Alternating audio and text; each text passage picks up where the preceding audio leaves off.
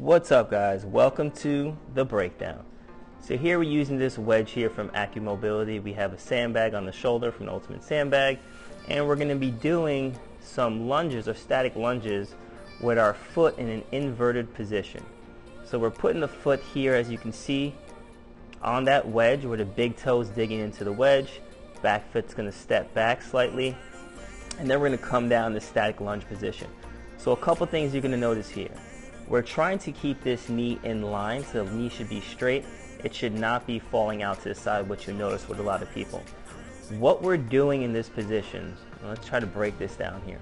If you think about the talus here, so the bone that sits on top of the calcaneus, as acting like a fulcrum in this position. As I'm coming down, I'm loading up on this side, right? So clearly there's going to be more stress on the outside of the ankle, more so than on the inside of the ankle. Normally you'll see when people squat or do lunges, you'll normally see that valgus collapse in the knee. So what I'm trying to work on specifically for this one is clients that have poor ankle mobility or athletes that have chronic ankle sprains. What generally tends to happen is that they sprain that ATF or that ligament on the lateral aspect of the ankle, and once they sprain it, then they tape it and they brace it and they lock it in, and they never straighten that area up.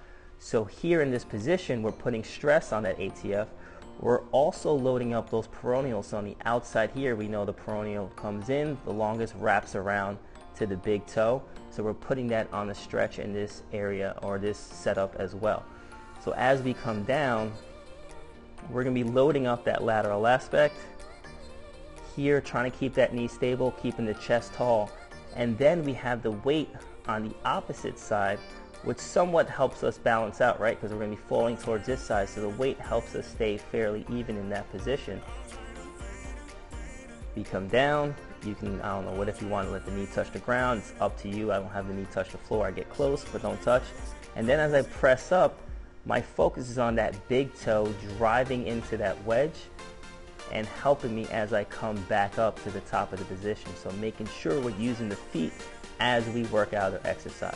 So this is a great move, again, for clients who have ankle mobility issues, athletes who have chronic ankle sprains, and you want to strengthen up the lateral aspect.